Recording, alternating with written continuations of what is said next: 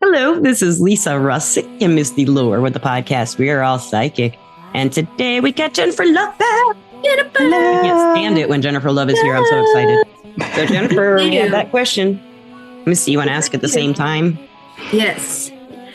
Do you think we're all psychic? Yes, for the 1000th time. Yes. She's saying it for the 1000th time. It's ingrained. It's a thing. It's for real. Yeah. So, listeners and watchers, this is a video podcast on Spotify, and we are going to talk this is Jennifer Love's Love series, and we have many of them. I lost count how many we have. I love them. I listen to them back and back. I listen to them back because I need the advice she gives a lot. And so today we are going to have kind of an interesting conversation. Jennifer Love and I are both moving in with our dudes over, soon, over time. We eventually will, is the plan. So we're going to talk about moving in with them. When you're moving in with someone, you're dating or marrying someone, and you're moving in. Yeah. We need help. What do we do? So Jennifer's got some talk about to us.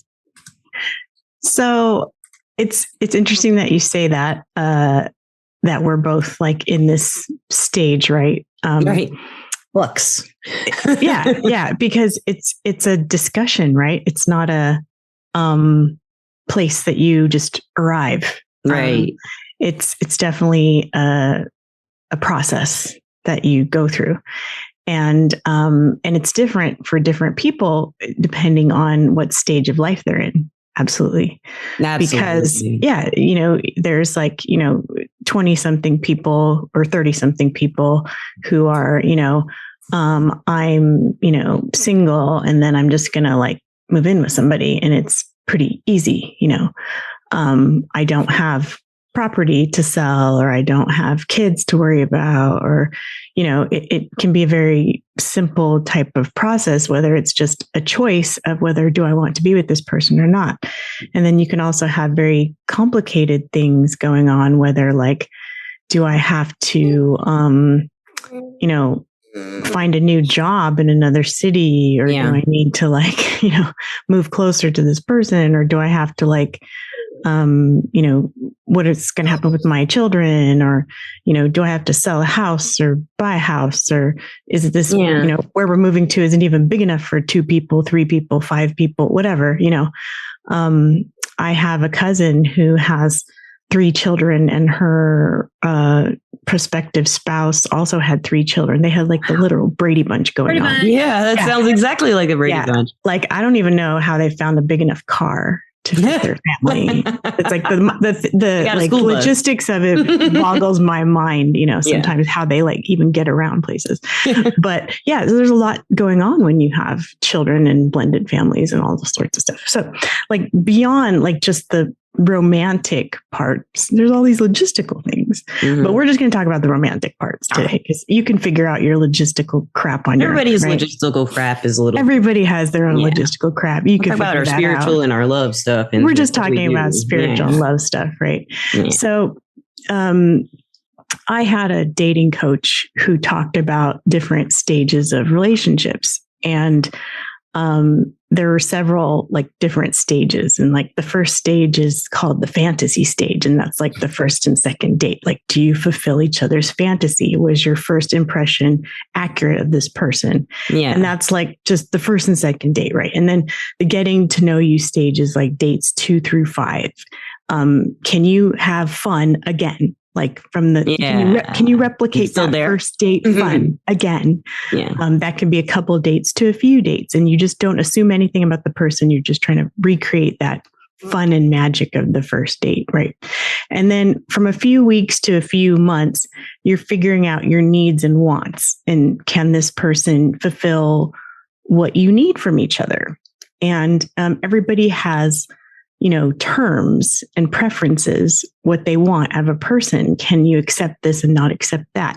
You have issues that come up again and again. And this is pretty important. You have to pay attention to, especially if you want to move in with this person eventually, what are their terms? What keeps happening? You have to keep paying attention over and over. Are your core values similar? Are the good times good enough? right? Do you keep fighting about the same things over and over? And then the next stage after maybe a couple months is the man is considered, well, this is like, heterosexual relationships, obviously. The man is considered to be wooing the woman. He's figuring out if you're a good fit for him. It's full on romance. He's pulling out all the stops. He's going to be, taking you out, doing things for you. So if you're in a dating situation and the guy is not doing these things, he's not showing you the interest, he's not taking you out, you can pretty much guarantee that he's not serious about you. So I get a lot of clients who are saying, well, he's showing me mixed signals. He stopped calling me. He's not showing the interest that he used to. I can pretty much guarantee that man is not interested in you in long-term relationships. So you pretty much can just let it go from there. Like, he's not interested. He's just not that into you. There's a whole book about it. Okay. Yes. I remember that book. I remember that book too. So just don't worry about it from there. Like, you don't have to go chase a man ever. He makes it very clear whether he's interested in you or not. He's trying to woo you. So if he's not doing any of those things, he's not interested in you. There's no confusion. There's no game playing. He's just not interested. And that's the end of the story. So after that, after you've both kind of like decided you like each other, you start to get comfortable. Then the wooing is over. That's when you start sitting around on the couch watching TV together and you're not going out as much anymore. My favorite part. Right? But that's the part I like. But it is a good part, right? Like, you don't have to try so hard. You don't have to dress up and wear makeup and like, be yourself. Be on your best behavior, right? Yeah. It means you're progressing. You get to know what really is down in there in each other. I love that. You're letting your guard down. You're letting your walls down. This is where you're starting to talk about the future. And you both can feel like you're being yourselves.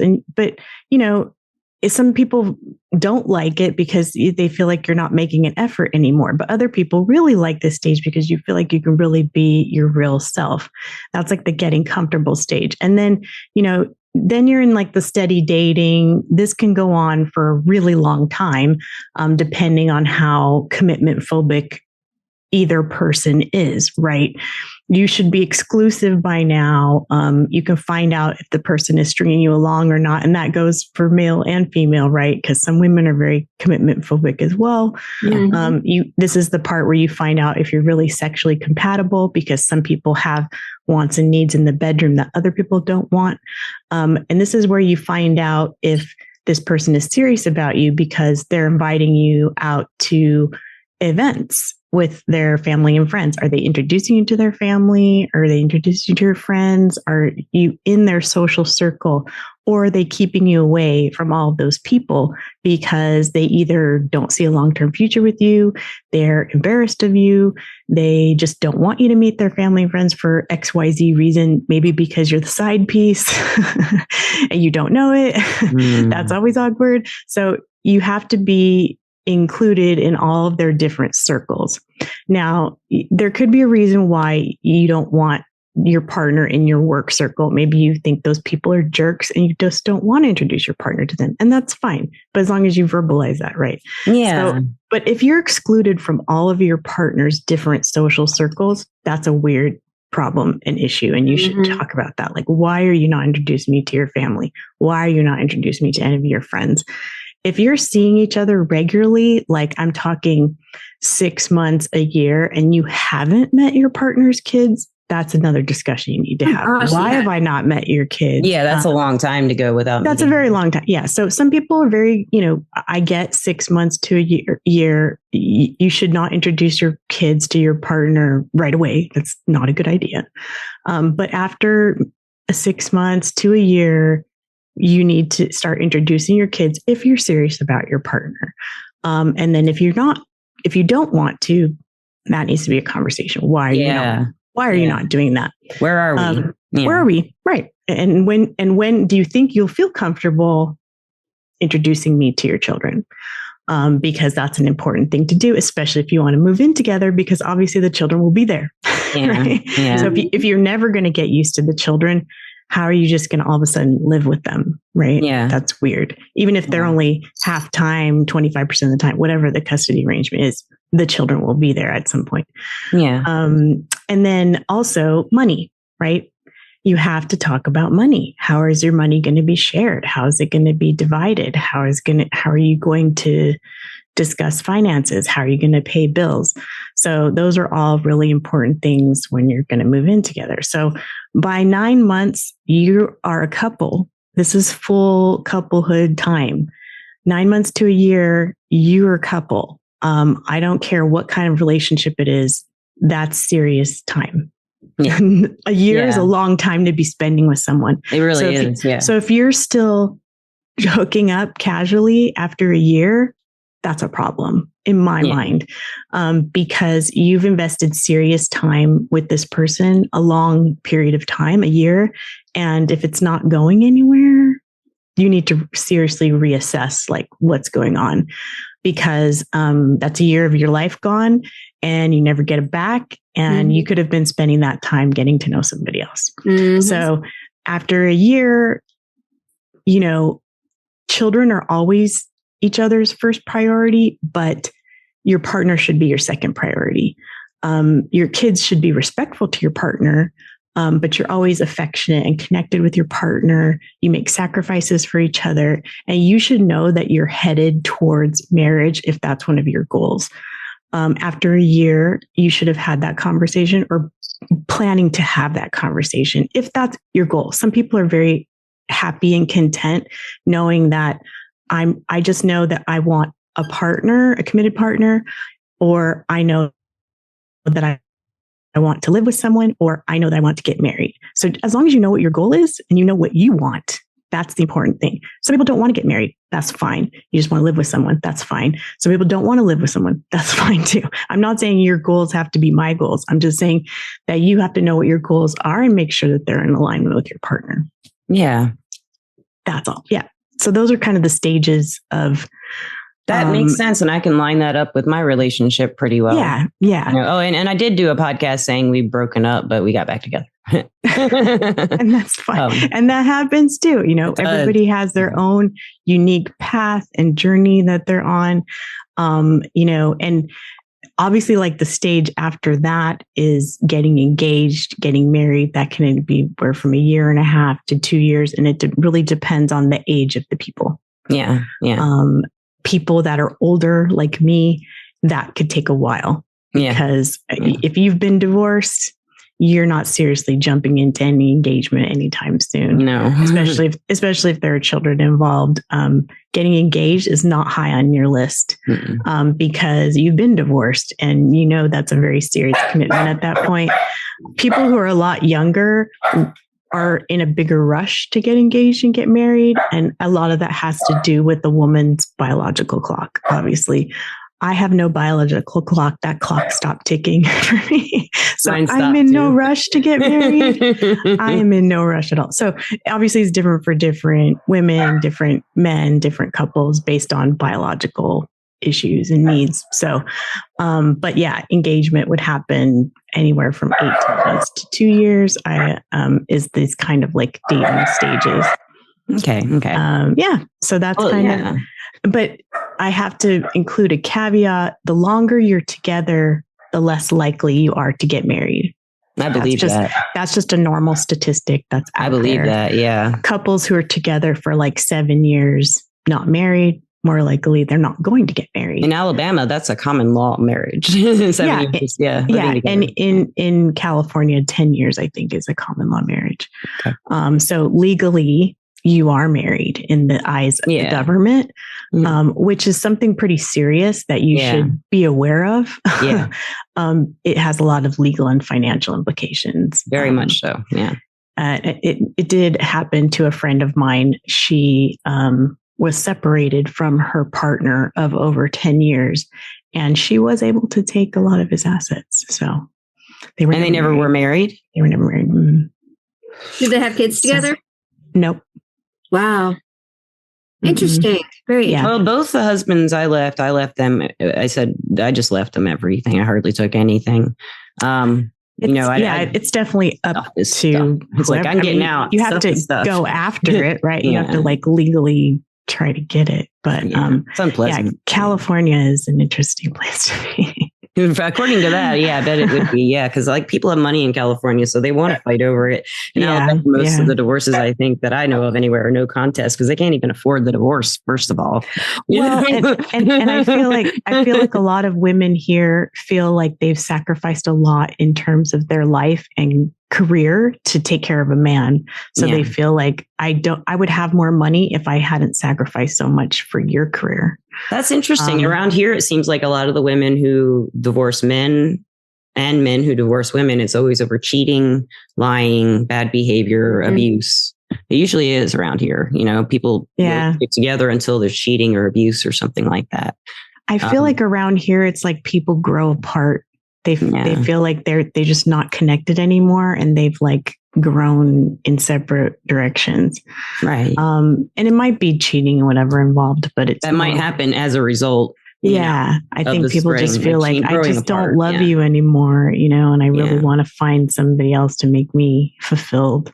Yeah. But I think, divorce happens for a million different reasons. So it does. But, back to moving in together. So, what other, issues or questions do we think people have about moving in together? Well, I would like to know about your personal things you're working on with your situation. And I want to hear from Misty about what her experience was moving in with Justin, her husband, when that came down or he moved in with her. I'm not really sure how that played out. But like listeners and watchers, I'm supposed to move in with my boyfriend. We were supposed to in April. We didn't. Maybe in June, maybe we don't know when. Now I have a problem. I don't get along with his dog really well a lot. And so there's an issue there, I want him to neuter his dog and he doesn't want to. So, interesting. Because the dog really likes me all the time, if you know what I mean. And it's just uncomfortable for me. And I mean, I'm ready to live with him. I love this guy. And we've fought on and off. It's usually because of my insecurities. I will blow something up. That's what he doesn't say that, but that's what I feel like I'm doing. He's not as emotional as I am, for one thing. He will say most men are not as emotional as women. Yeah, he'll say he doesn't like my emotional reactions. And I'm like, that's me. I'm very emotional, and I do have emotional reactions. It's who I am, And so, he understands that now, and he has a way of wording things to calm me down when I'm really upset, and sometimes he'll fight back and get me more upset. It's just love relationships. But as far as the moving in, he has a son who is 18, and he lives both with his mother and his father, goes back and forth. And he's supposed to move in when I move in, or like a couple weeks after I move in, but we haven't made it happen yet. So I don't know, it's been kind of like when I was going to move in before, there was just a lot of misunderstandings. He had said, he told me, but he didn't, or if he did, I never heard it, that on the Friday before my birthday, he was going to move all my stuff. And I had said to him, a few days earlier, what's going on, man? I'm physically incapable of moving this stuff. And you haven't said anything about helping me. And I blew up. And he's like, but that's why I took the 28th off, because I was going to help you move that day. I was like, you never told me that, So then we went to the beach and it was great. And so now we're waiting another month, see how that goes. But now I'm kind of hung up on this dog's behavior. And I'm not making excuses in this case, but I really want to live with this man and I really love him to death. And I think we'd have so much fun. I never get to see him that much. Well, I do get to see him, but not as much as I'd like to, because he works all the time. Yeah. We live together. We'd get to spend the night every night and, have meals together and stuff like that. And that'd be great. I want to, but is it going to happen? I don't know. I mean, I hope so. I really hope so. He seems to want it. I believe he wants me to. And I know I want to. I do have doubts because, like you said, if we've been married before, living with someone's kind of like that. This is the first time since I was maybe when I first moved out to Phoenix, I lived by myself. And a homeless musician moved in with me and I married him. And so, that's been my experience, just the two relationships I did have that were long-term marriages. I had baggage from what those relationships made me think and perceive relationships should be. I always thought so we talked about this in these podcasts with Jennifer Love. I kind of feel like I was trained to think conditional love was the regular thing. And so now that I'm older, I realize, well, it's not necessarily I have to have all the time unconditional love, but I need the feeling of security that comes with you can be yourself and it's okay. You know, you can say these things and you don't have to worry about what's going to happen. Because that was a big issue in my second marriage. You know, if I say something, there's a consequence, no matter what it is that I say. And I never knew what the consequence would be. You know, couldn't guess. It was very unpredictable. That Scorpio moon that he had. But, you know, I'm ready to do it. It's just like, is it going to happen? We do have communication. We don't have really great communication sometimes. So, you know, I think everybody has communication challenges sometimes, especially when you're in love, because you don't want to say the wrong thing and get someone to think the wrong thing. And so, you know, what about you? What kind of, are you having any challenges coming up with you? Yeah. You tell us. we had a huge fight, a couple of days ago, about this very issue, the moving in. And it was my fault. I feel like it was my fault. And I'm sure he would agree. It's my fault. And he's going to listen to this. So I'm sure what did I have you to take do? Responsibility. What'd you do? I know he's going to listen to this. We had just spent the whole day together and it was great. He came over to build a bookcase for me for my office. Oh. And so and then we went for a walk in the park. And then we went out to dinner and we went to the restaurant where we had our first date. Oh, it was really sweet. It was really nice. Yeah. And then, and so he, you know, brought me back to my house and then I said, do you want to come inside? And he said, no, he's like, it's okay. And then he gave me a kiss and he left. And for some reason that hurt my feelings terribly. Yeah, it's a great day. You want to go celebrate it in bed at night. Yes. I exactly know how you feel, Jennifer. For some reason, so stupid. I was deeply, mortally wounded. Sounds like something I would react. I would react that way too, guys. I would. Yeah. So, but did I articulate that? Did I say anything? No. I just suppressed. No, it is clammed up. Yeah, I was just like, okay, and I just went inside and I cried, and I was like. You know, and then I just texted him, good night, like really. And he could sense that there's something weird about it. He was just like, he was like, okay, I love you. And then I said, and then of course, the next thing I texted was, you really hurt my feelings, but you did want to come inside. And, you know, and then of course, and then I, you know, I said, I'm going to take a shower. Don't call me again. Because he tried to call me instantly when he knew that I was texting him like this major long text of like how I'm telling him how I feel. He instantly called me because he's like, this is not a text conversation. I need to talk to you. Yeah. And I said, I said, I can't talk right now. Cause I was crying. I said, I can't talk right now. I'm going to take a shower. Don't try to call me again. And he got really sad hearing that because he thought that meant we're breaking up. Don't call me again. Yeah. Wow. And that's not what I meant. I just meant I can't talk right now. Don't call me again tonight. Yeah. So then after I calmed down and I thought about what I was really upset about was that we only see each other every other week because we don't live together. He has his daughter every other week. And so, and he's busy. He works all the time. I work all the time. You know, it's very, like you just said, Lisa, it's hard to see each other when you're busy working, and it would be so much easier if we lived together.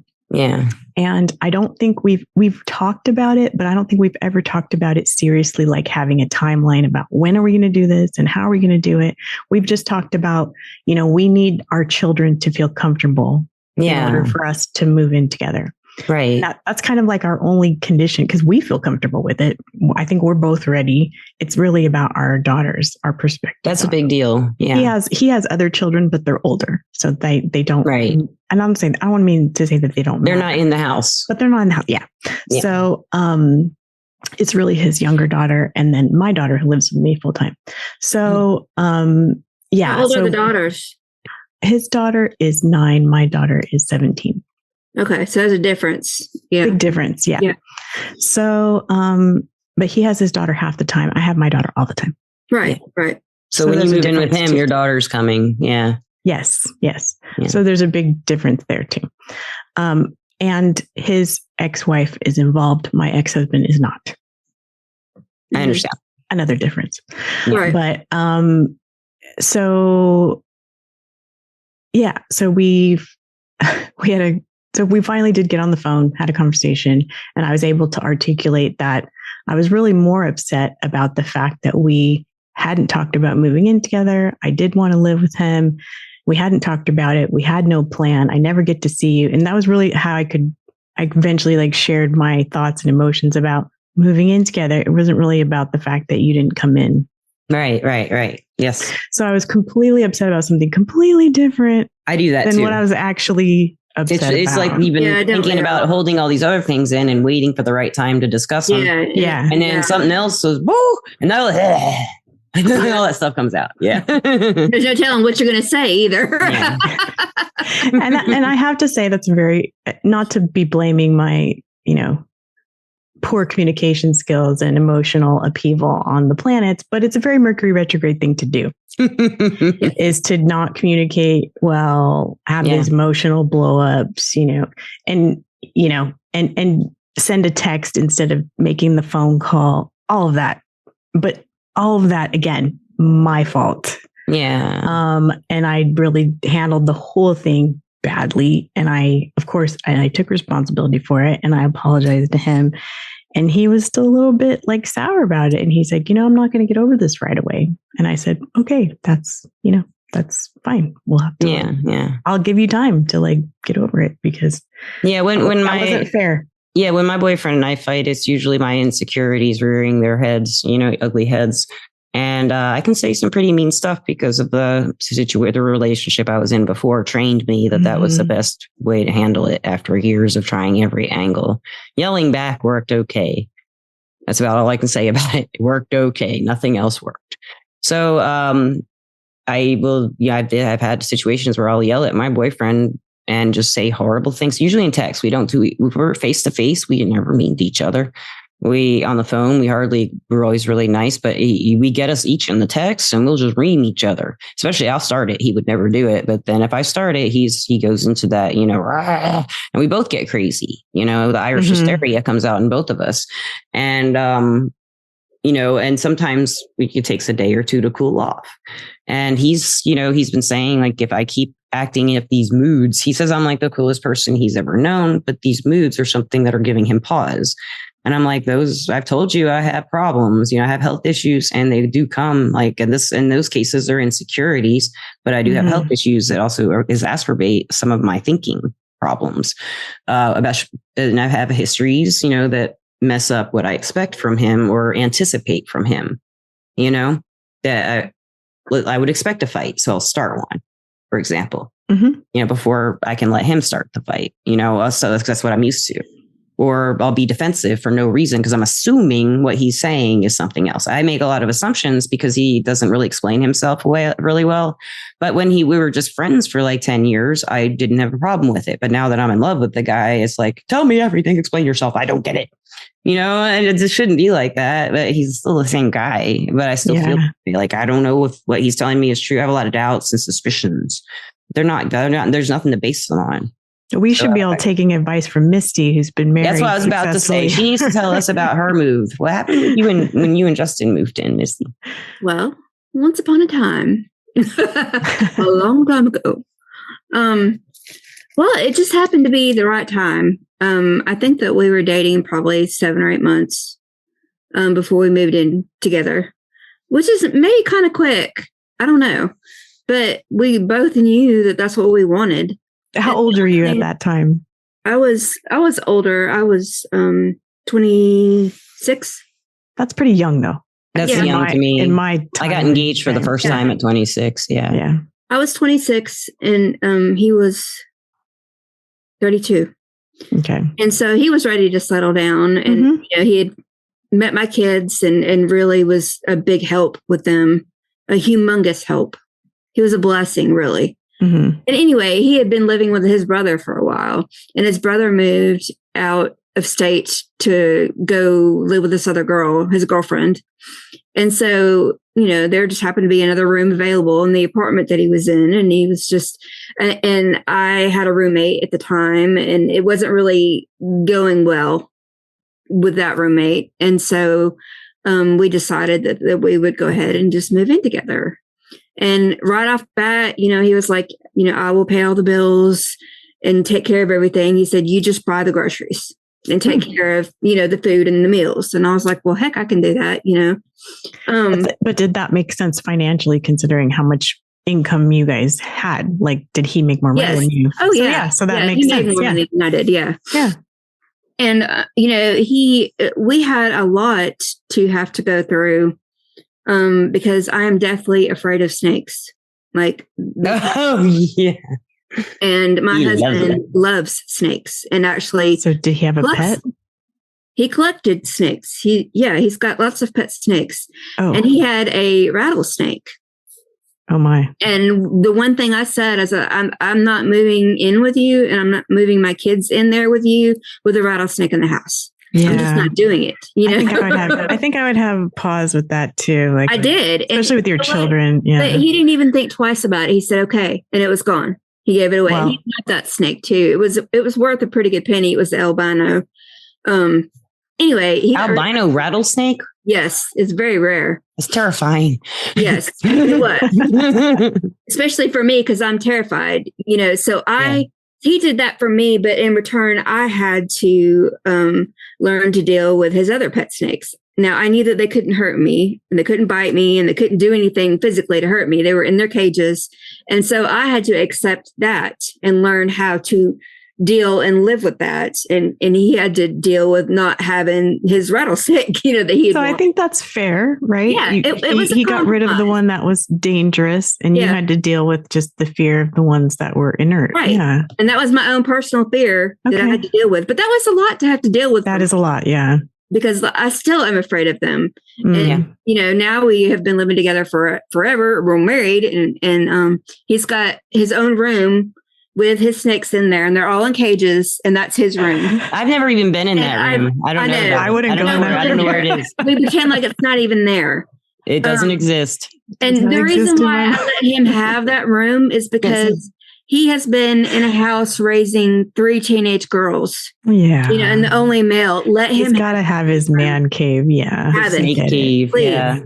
And so that was my compromise. And it was just the right time, and it worked out great. And the kids got along great with him. And he was and has been the best stepfather that they could, better than their own father. Do you remember any anxieties you might have had right before y'all moved in together? Like, what were you worrying about? Were you worried? Other than the snakes, were you worried? Well, I wanted to make sure that, I think that we all have those doubts of, am I the only one? I want to make sure, that this is going to work. I'm bringing my kids into this relationship. Mm-hmm. I don't want them to see me screw this up again because I'd already divorced their dad. So that was a worry. And I just remember just trying to find something about him that would make me want to leave. And I couldn't find anything. So I knew that was a good sign because, I was nervous, and of course I was like, of course, you can't be perfect. What the hell's wrong with you? There's got to be something out there. I thought that for a long time about my boyfriend too. Like, what's wrong with you? Yeah, like I was searching for what was wrong because there's always something. Like I'm like, you're too good. What's wrong? Like, I was waiting for the other shoe to drop for a long time. I was too because it was just too good to be true. Yeah, except snakes. Yeah. I'm like, are you a closet alcoholic? Like, right. What are you got psycho ex-girlfriends? Yeah. I mean, I don't know anything about your other girlfriends. And another thing I want to bring up, just in moving in with someone, I like my witchy stuff. I like my sage. I like my candles. I like my rocks all over the place. What am I going to do about that? Is it going to drive everybody crazy that I burn sage a couple times a week? Is it going to, many rocks? Can I put my rocks everywhere? So you should test that out, Lisa. Well, we've talked about it and he doesn't give me an answer. He's like, why don't you go to his apartment and sage it and see what happens? I have. He loves it. Yeah. I have. I've saged his house. Then why are you worried about it? Because it's an anxiety thing. He loves it now, but when you move in with people, they change. Every single person I've ever moved in with changed after I moved in with them. Well, I've been doing kind of the same thing. Like I thought, is he going to think all my, witchy woo woo stuff is weird. So I gave him crystals, right? Yeah. And I give Chris crystals too. Yeah. Yeah. Well, I went over there and he actually took the crystal prescription that I gave him. He put the, black onyx by his bed. And then, he put what else did I give him? Oh, that's so sweet. I gave him the, for EMF protection. Yeah. I'm blanking on the name of it. Magnetite? I can't remember. Hematite? No. Okay. But he put it by his computer because I told him to. So I don't think that's going to be a thing. I don't either. I think it's going to be fun. So I think the thing I worry about is right now it's not a problem, but every time I've moved in with someone, it becomes things that weren't a problem beforehand, including family members and roommates. Things that weren't a problem before I moved in became a problem. Yeah. Well, I can't help my family members. Like even roommates. I'm saying like even roommates, like girlfriends that I was like best friends with, and we lived together, and then it was just like it. They would pretend that, or I don't know, they seemed to like certain qualities about me before we moved in, and then those were the same qualities they didn't like in me after about 6 months of living together. Or they would tell me that anyway. What, Lisa? You know what I'm thinking? Those other times you were kind of forced into it. If I don't recall, like moving in with Mikey, you said, Yeah, that was kind of, I had no choice. Kind of Nathan, I had no choice. This time it's not. This time it's whenever you decide that you want to do it. So it's going to be a little bit. It's him too. I mean, he has to let me know because he, that he wants me to win and how he's going to help, because that was the problem this past month. He never told me. Right.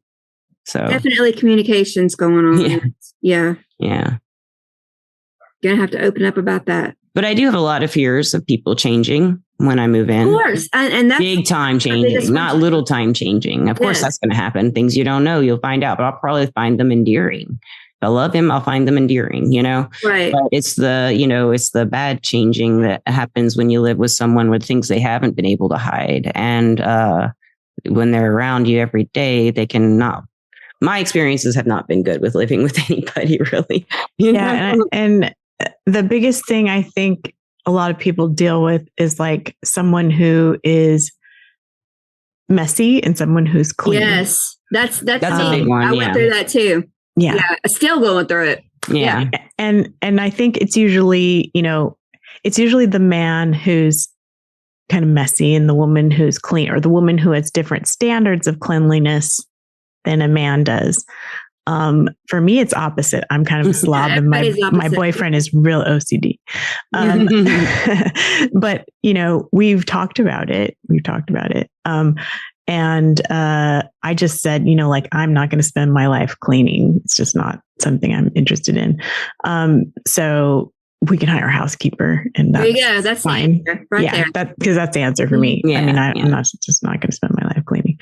But I love it. I have a question, Jennifer. Do you have advice for other people who might be moving in with them? Things to think about, things to look at, things to list they might be able to make, or something. Do you have any advice for other people and me going into that? Yeah, I think you need to. Again, it's like it's a list. You need to think about things that are really important to you, like Misty was saying.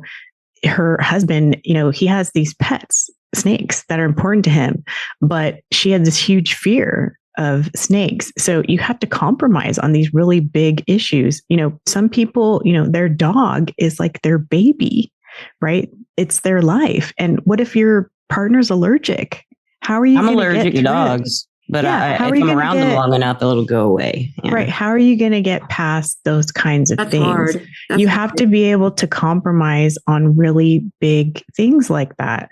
Mm-hmm. And for some people, that's going to mean, am I willing to give away my dog? Or I wouldn't have him give away his dog. I just want him to get his dog neutered. Right. He won't do it. but or there's other mitigation things you could do, right? Or is my partner going to get allergy shots? Or is my partner going to try a new medication for allergies? Or are we going to have our apartment cleaned twice a week because the pet hair and dander is a lot for my partner. You have to be able to take these steps, because if your partner is important to you and your dog is important to you, maybe you're going to have to go the extra mile to clean more often or get allergy shots or whatever it is, Yeah. Maybe it's not going to be as easy as it is for other people who both people like dogs. You both have to compromise. Yeah. Like you're saying, you both have to compromise. You both have to compromise. Yeah. It's not up to one person. It's not you can just tell the person, okay, get rid of your dog. I don't like dogs. You have to get rid of it. No, it's like you both have to walk the path together. If you really love your partner, you're both going to have to compromise on whatever it is. Yeah. And same thing for cleaning the house. I have to be a little bit neater and he's going to have to relax a little bit. Yeah. We both have to walk the line. In your case, Lisa, I think he's going to have to either get his pet trained or neutered.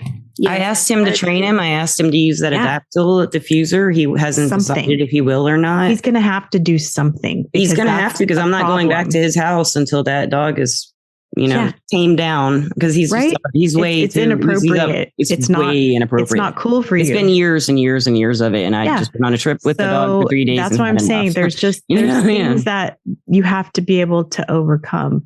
Yeah, together. I do love the dog, but that bothers me. Yeah. It would bother any woman. I think it would bother anyone. Yeah, anyone. It doesn't bother my boyfriend. He thinks it's funny, which she stops him. But it doesn't matter because it bothers you. I know. See, that's how I feel, but he doesn't care that it bothers me and why.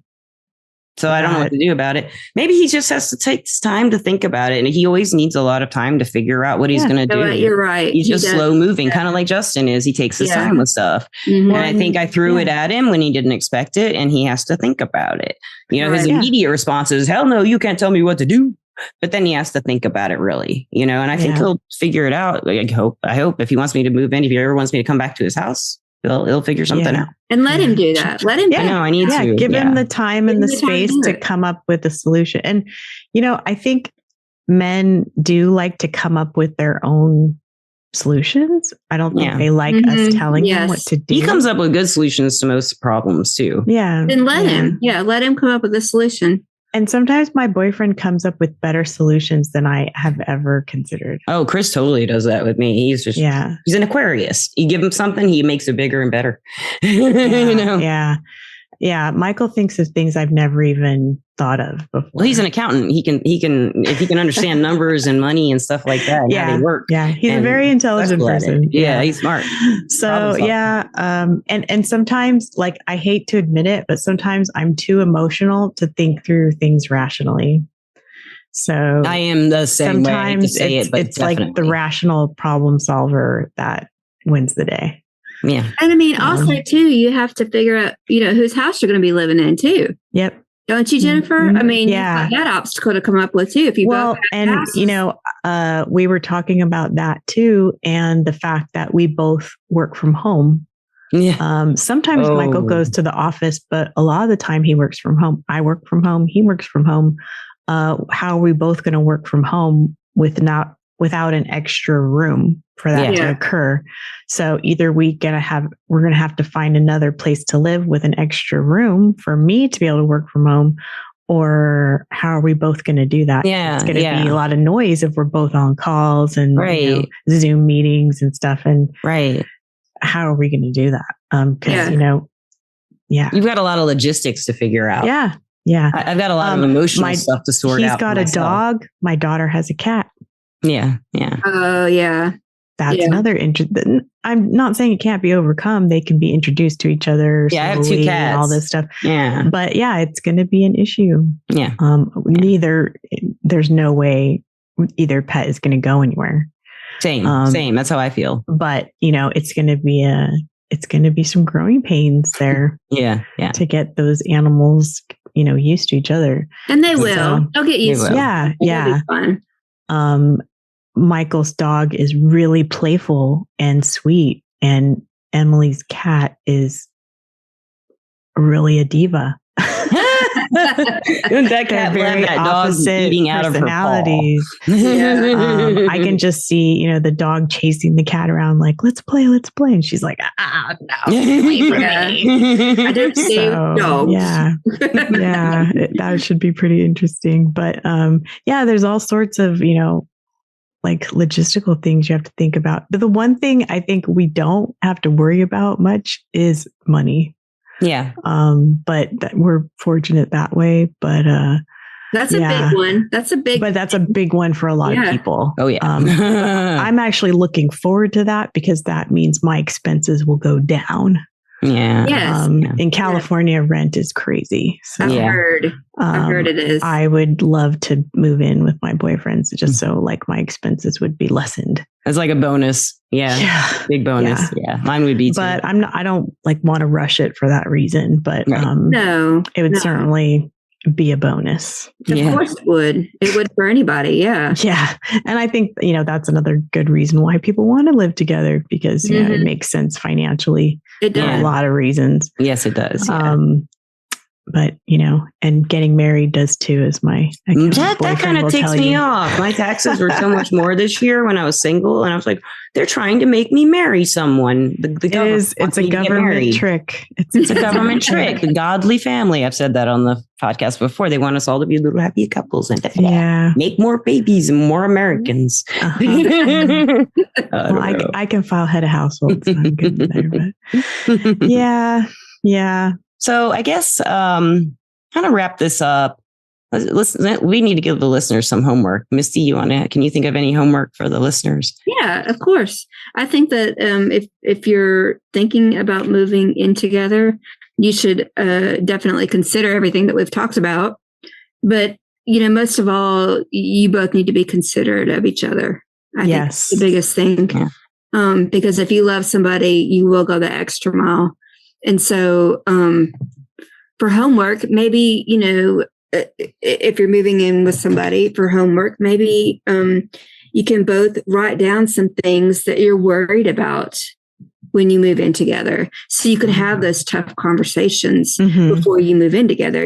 I would write a list and then that person could write a list and you can get together and, compare your lists and see what's doable and what's not doable and compromise on that. I think that would be a good start. It's a great idea. Yeah. Jennifer, do you also have any advice to add to that? I love Misty's advice. I think my advice would be to take your time. Yes. And then also think about things that cannot be reversed. Yes, that's good. Because, I have girlfriends who have, left positive living situations and moved in with a guy and then, it doesn't work out. And then all of a sudden they can't go backwards. They can't go back to that great living situation they were in because they've now lost it. So then they're like couch surfing or like trying to figure out where they're going to live. They can't leave the man. Yeah. They have nowhere to go. Yes. That is so I always want to advise women to have an exit plan. Please always have savings, have an exit plan, have somewhere to go. Please don't rely on a man for your thank you. Livelihood, your place to live. Somebody to pay your rent. Somebody pay your rent. Yeah. Just don't get yourself trapped ever. Yeah. I'm a big believer in love. I want love to last forever. I really think it can if you're smart about it and you know what you're doing, but don't get yourself trapped in a living situation that you're miserable and you cannot exit. Yes. That's the only concern. That's really good advice. When you're moving in with someone. And for the men listening too, like both of you don't get trapped in a situation you can't get out of. I know so many married couples who don't divorce for financial reasons. That's all. Yeah. Which is awful. Like you want to live in that house. No. Why would you want to be miserable? You're paying, you're earning that money. Yeah. I don't understand that rationale. Maybe they're just not like some people are romantics. I'm a romantic. Some people are pragmatic. That's not romantic. There's nothing romantic about that. I am a romantic, so that would work for me. Yeah, but some people just aren't that romantic. They don't have the wanting to love. Yeah, I think that's like dying a slow death. Yeah, being in a loveless marriage because you can't afford to leave. Yeah, I'd rather be destitute than be, Some people stay also because of the kids, and they think it's what's best for them. But they have to think about the example never think that's what's best for them. Yeah, you're setting an example that your love is painful. The love is hard. Right, love isn't real. I remember. I know this is totally off topic, but I did have some problems with my daughter for a while when I first got divorced because she felt like I made the wrong choice. I made the wrong decision to get divorced, and she felt like it was my fault. She missed her dad. Why did I do that? All these things, because we were, struggling financially for a while. And it had nothing to do with getting divorced because I was the breadwinner the whole time. So, but she associated with that. Well, as we know, being single is a lot more expensive. It really didn't associate with, in my case, but it kind of did because my ex-husband was a drain financially. But yeah, I think she just really missed her dad, missed him being in her life, but that was his choice. It had nothing to do with us getting divorced. But but it took her a long time to come around to the fact that it was healthier for both of us.